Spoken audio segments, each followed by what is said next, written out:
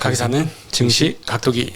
안녕하세요. 전문투자증시 아침반 안지원입니다. 네, 완전히 갔습니다. 오늘 완전히 갔어요. 네. 와, 코로나 때 생각나네. 그러게요. 코로나 때 빠진 거 딱 느낌이 오기 시작하는데. 월요일날 블랙 먼데이가 왔고 네. 그때 코스닥이 5% 빠졌잖아요. 네. 화요일날 0.8% 반등할 때 참 반등이 약하다 했는데 네. 바로 다음날 근데 참, 남아있었네요.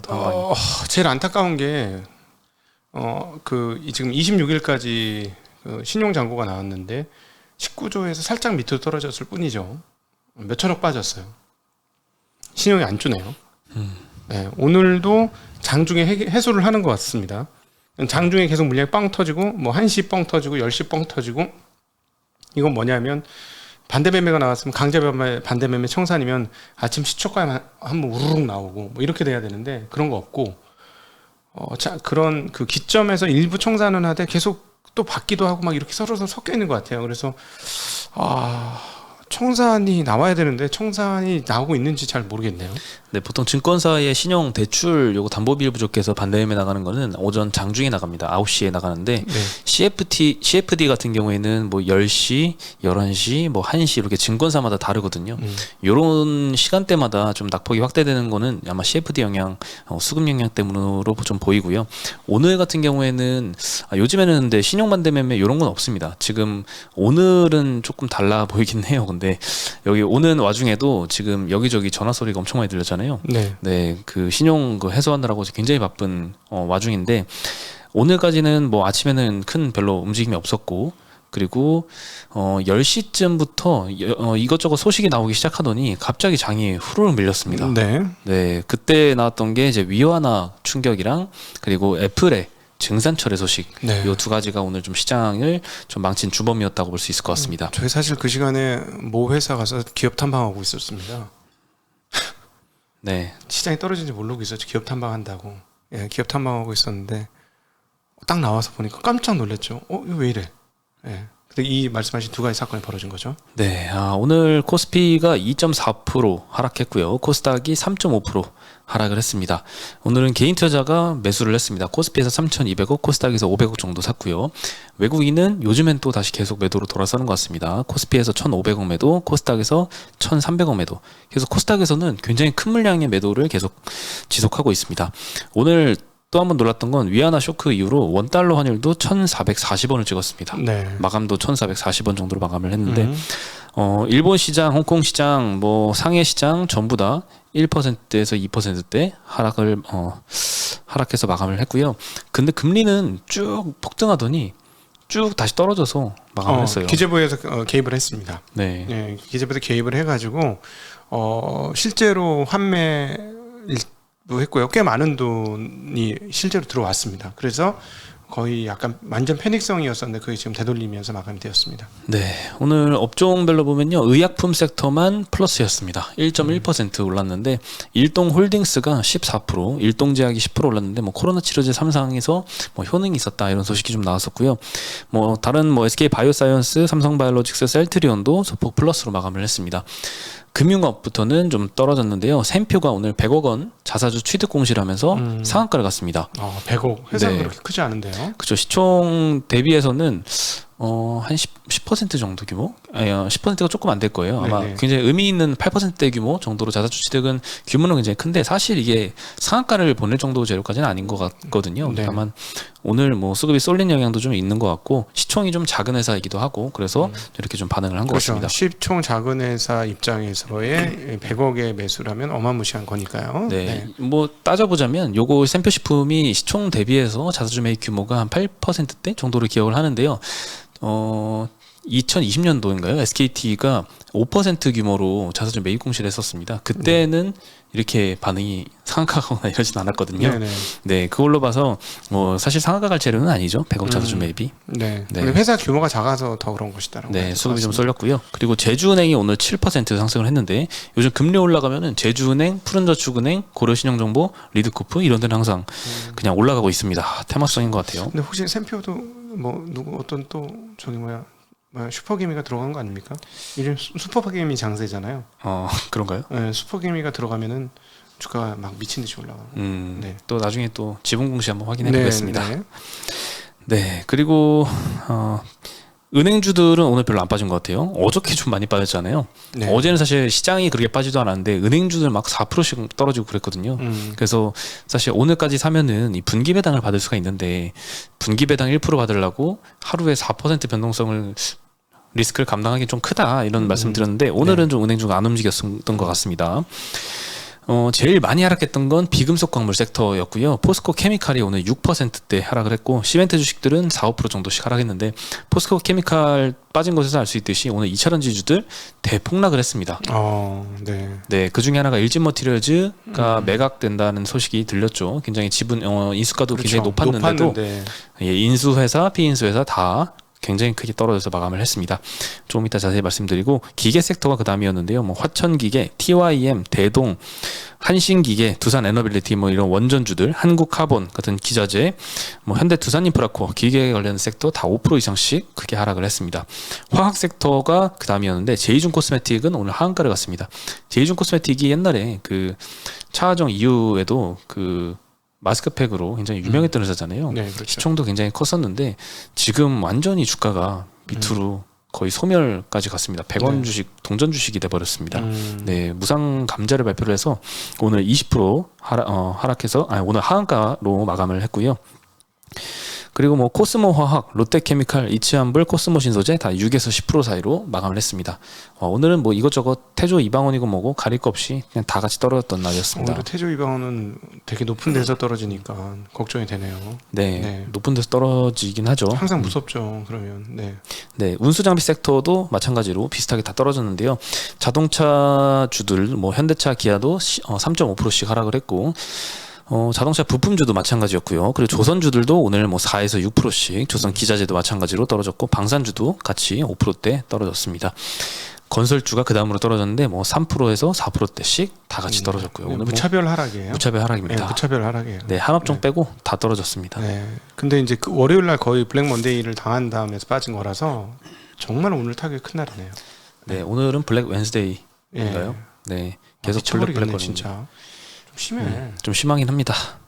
아니, 나 진짜. 네, 위기가 뭔가 아무리 봐도 우리 주가 흐름으로 보면 영국에서 문제가 생겨야 되는 상황이에요. 이 정도면? 그렇죠. 네. 사실 작년 이게 지금 하락장이 1년 넘게 지속되고 있는데 얼마 전까지의 하락장은 그래도 개인 투자들이 많이 버텼는데 네. 최근에는 좀 못 버티고 있는 이런 모습들이 좀 많이 보이고 있습니다. 그렇죠. 네. 네. 힘들죠. 지금 네. 정말 심리적으로 완전 최악으로 궁핍해지는 상황으로 가고 있으니까 신용 쓰시는 분들은 정말 어려울 것이고. 네. 네. 아까 위안화 약세 이야기 말씀드렸는데요. 중국이 추가로 이틀째인가요? 위안화 0.54% 추가로 절하를 해서 7.11위안 달러당으로 고시를 했습니다. 역외에서는 7.2위안도 돌파를 해서 예전에 7위안 가면 큰일 난다 했는데 벌써 7위안 넘어서서 7.2위안까지 올라오고 있습니다. 네, 위안화 약세에 가니까 이제 원화도 좀 동조화되는 움직임이 있잖아요. 따라서 마찬가지로 원화 약세로 가서 1,440원도 터치를 했습니다. 올해 지금 최저치죠. 지금. 네. 네. 그래서 10시에 이 소식 나온 이후부터 외국인과 기관의 뭐 순매도도 좀 커지는 외국인의 순매도도 좀 커지는 것 같습니다. 애플의 증산 철회 보도도 곧 이어서 나왔는데요. 몇 분 간격으로 이게 나왔던 것 같아요. 블룸버그에서 보도가 나왔는데 기존 목표치인 9천만 대 정도로 생산을 한다고 합니다. 네, 600만 대 증산을 했는데 요거를 1차분이겠죠? 네, 안 한다고 하네요. 그래서 최근에 뭐 스마트폰, 반도체, 디스플레이 이런 IT 섹터가 전부 다 수요 둔화 이슈를 때려맞고 있는데 아이폰만은 강할 것이다. 이런 참 아이디어가 좀 있었잖아요. 네, 그리고 중국에서는 어마무시하게 팔릴 것이다라는 얘기가 있었고요. 네, 근데 이렇게 애플이 증산을 철회했다는 이유를 보면 중국에서 수요가 그렇게 높지 않을 것 같다. 이 이유 때문에 좀 공포에 질렸던 것 같습니다. 네. 네, 기존의 생각이 완전히 틀어지게 되는 거죠. 이게 사실이라면. 네, 근데 오늘도 사실 아침에만 해도 증권사 여러 군데에서 애플 관련된 이야기들이 나왔는데 네. 다 괜찮다는 어조였거든요. 네. 네, 일단 전날에도 중국에서 전작 대비해서 한 10% 정도 판매량이 줄 거다 이런 판매량이 줄었다. 첫 3일 데이터 판매 네. 시작하고 줄었다고 나왔는데 증권사 리포트들 보면은 아직 3일 정도 가지고 고정 데이터는 비교하기엔 좀 그렇다. 너무 짧다. 아니 근데 초반에 더 늘어났어야지. 음. 네, 지금 고민하기 시작하는 거죠. 가격이 그리고 비싸니까. 또 하나가 전작 같은 경우에는 아이폰 그 4가지 모델이 있잖아요. 네. 한 방에 출시를 했는데 이번에는 3개 먼저 출시를 하고 하나를 나중에 출시를 했습니다. 네. 그래서 요거까지 고려하면 그렇게 크게 걱정할 건 아니다. 막 주가가 막 밴더가 막 8%씩 빠지고 막 이럴 이슈는 아니다. 이렇게 거론이 됐었는데 오늘은 사실 안 빠지다가 갑자기 10시 이후에 요 소식 나오고 아주 작살이 났습니다. 투심은 안 빠질 수 있는 충분한 뉴스죠. 네. 네. 투심 아주 나빠졌죠. 네. 네. 근데 여전히 증권사 리포트 보면은 판단이 조금 어려워 보이는 게 국내 업체들, 특히 아이폰 벤더들 보면은 아이폰 프로 모델 비중이 높잖아요. 그렇죠. 네, 근데 프로 모델만 보면 아이폰이 전작 대비해서 약 40% 정도 판매량이 늘 걸로 추정을 하고 있습니다. 근데 오늘 보도에서 알 수 있다시피 기존 대비 좀 수요 둔화의 리스크가 좀 크다고 해서 조금 보수적으로 봐도 40%에서 마이너스로 가지는 않을 거잖아요. 프로 모델이. 그러면 국내 업체들은 일단 증익은 좀 확실해 보이는데 걱정이 되는 것은 그동안 뭐 IT 특히 뭐 갤럭시 벤더들 빠질 때 아이폰 벤더들은 좀 잘 버틴 측면이 있거든요. 네. 그렇기 때문에 이런 약간의 믿음이 흔들리는 뉴스에도 좀 크게 폭락했던 것 같습니다. 뭐 실적으로 보면은 틀리지 않겠죠. 실적은 우상향하지만 사실 주가 측면으로 보면은 투심이 굉장히 크게 작용을 하다 보니까 주가가 좀 흔들릴 수밖에 없는 것 같습니다. 아이폰을 못 바꿀 정도면 자동차는 어떻게 될까 하는 생각도 번뜩 드네요. 저는. 네. 옛날부터 계속 그런 생각하고 있었잖아요. 네, 자동 스마트폰도 수요 둔화 우려 때문에 지금 네. 물가 상승률 때문에 경기 침체 오면 못 산다고 하는데 자동차 어떻게 살까 이런 걱정은 많이 했죠. 그래서 근데 아직은 내년부터 괜찮아요. 아직은. 네. 지금은 공급이 부족하니까. 네, 강력 매수 의견조차도 있습니다. 지금 현재. 네. 네, 실적도 뭐 괜찮고요. 네. 네. 그래서 오늘은 뭐 사실 애플 밴더도 많이 빠졌지만 뭐 갤럭시 밴더도 많이 하락을 했습니다. 그러니까 웃겨. 갤럭시 밴드는 왜 빠지는데? 아 참. 네. 네, 그리고 반도체 실적 컨센 계속되고 있는데요. 오늘은 신한금투에서 삼성전자 23년도 영업이익을 45조에서 44조로 내렸습니다. 아직 31조 원이 제일 하단이니까 아직 내려가려면 멀었고 조금밖에 안 정말 내렸어요. 얌전하게 내렸네. 2% 내렸으니까. 네, 2%밖에 안 내렸습니다. 네. 근데 하이닉스는 조금 더 내렸습니다. 기존에 7.3조 원 전망하다가 5.6조 원으로 22% 내렸습니다. 네, 근데 여기도 뭐 3조 원대 전망하는 곳도 있고 어제는 처음으로 2조 원대 전망이 나왔잖아요. 네. 그러니까 여전히 2배 이상 높게 보는 거죠. 네, 그래서 아직까지는 괴리가 굉장히 크고 마이크론도 최근에 이제 JP모건에서 목표가를 내렸더라고요. 80불에서 65불로 내렸는데 다만 밸류에이션이 업황 바닥 수준이라서 비중 확대 의견을 유지를 했고 어제는 사실 반등을 했거든요. 네. 네, 오늘은 한국 시장에서는 굉장히 좋지 않았고 마이크론이 29일 날 실적 발표가 예정이 돼 있습니다. 네. 이것도 국내 업체들한테 영향을 그렇죠. 끼치겠죠. 여기가 이제 가이던스 어떻게 내느냐에 따라서 조금 분위기 많이 달라질 거죠. 네. 일단은 내년도에 업황 바닥이 온다면 주가도 바닥이 올 것이다. 네. 네, 근데 삼성전자 하이닉스가 요즘에 시장 하락 대비해서 떨어질 때 조금 덜 떨어지고 떨어지죠. 있거든요. 네. 많이 네. 떨어졌으니까 사전에. 이 반영하고 있어요.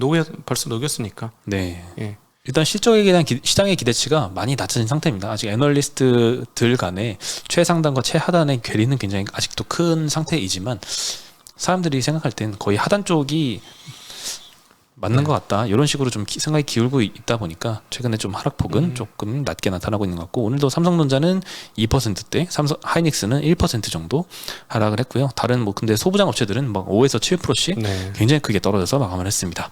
그 좋다던 기판 업체들도 많이 떨어졌죠. 네, 오늘은 뭐 버틸 재간이 없었죠. 네.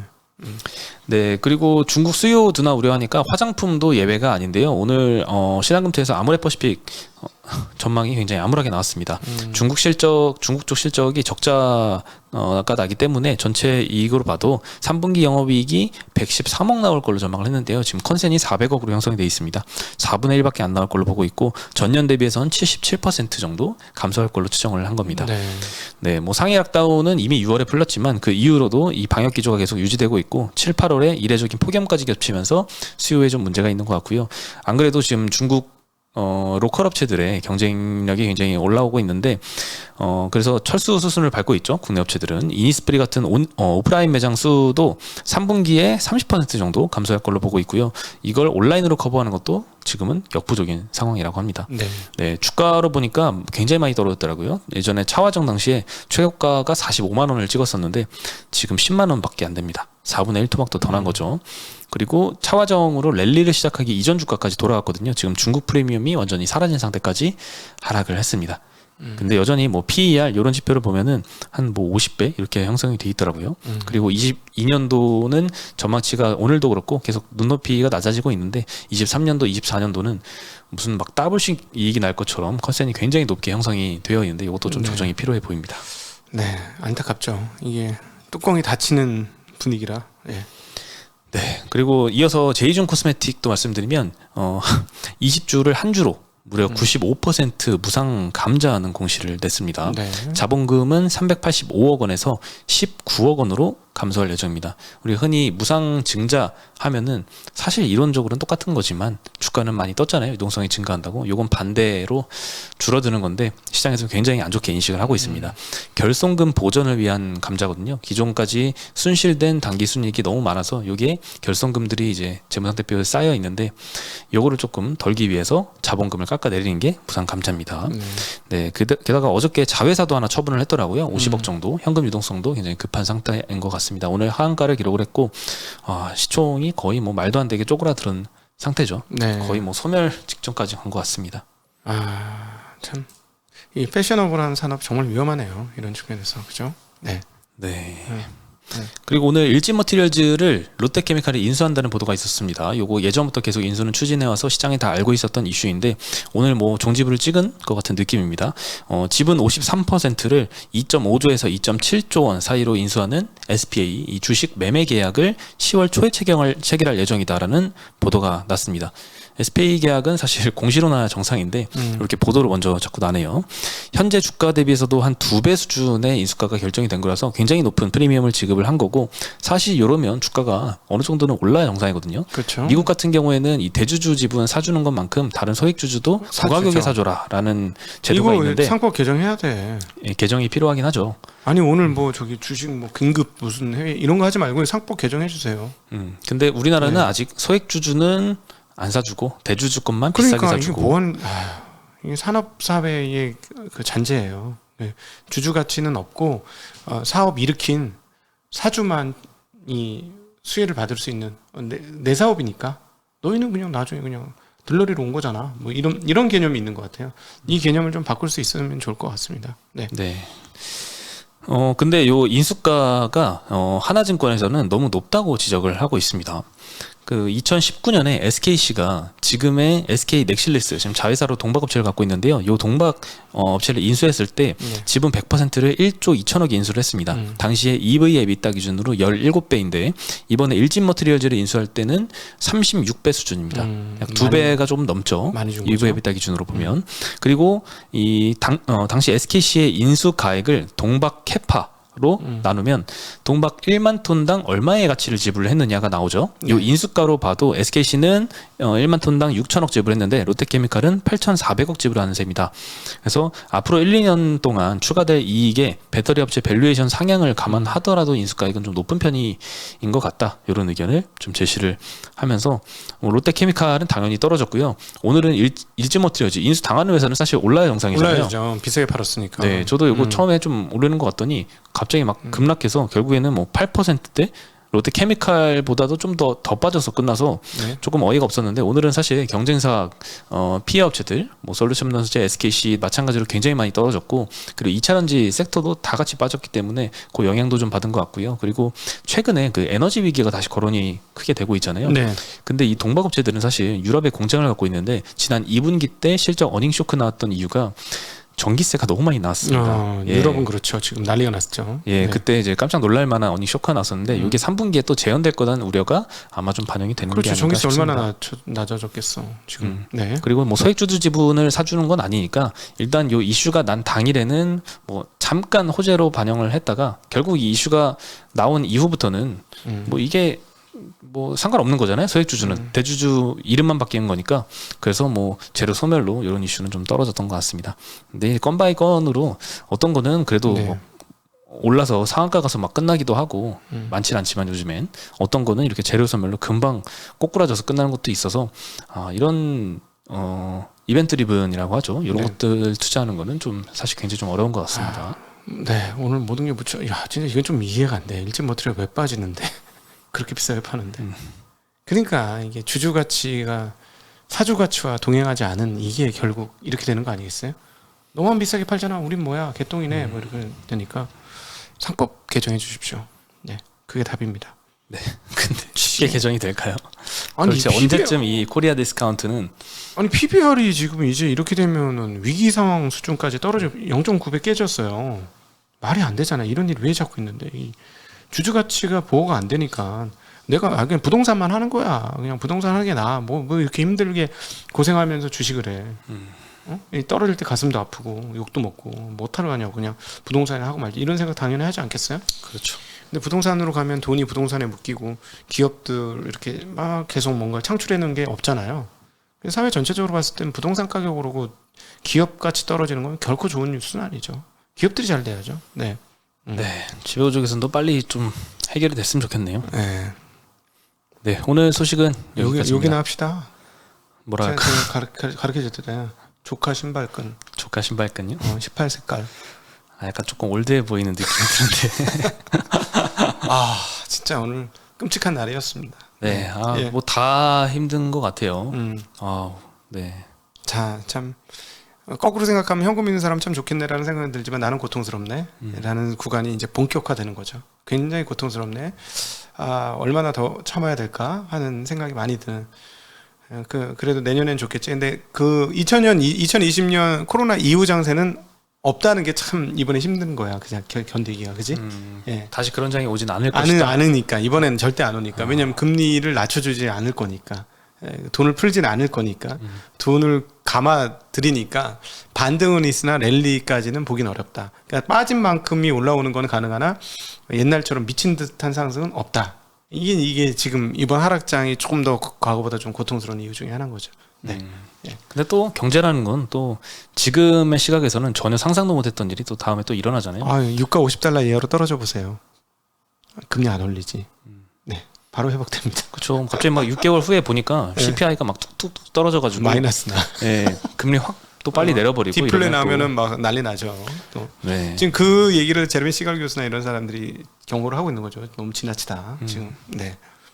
네, 오늘 소식은 여기까지고요. 저희는 내일 다시 인사드리겠습니다. 안녕.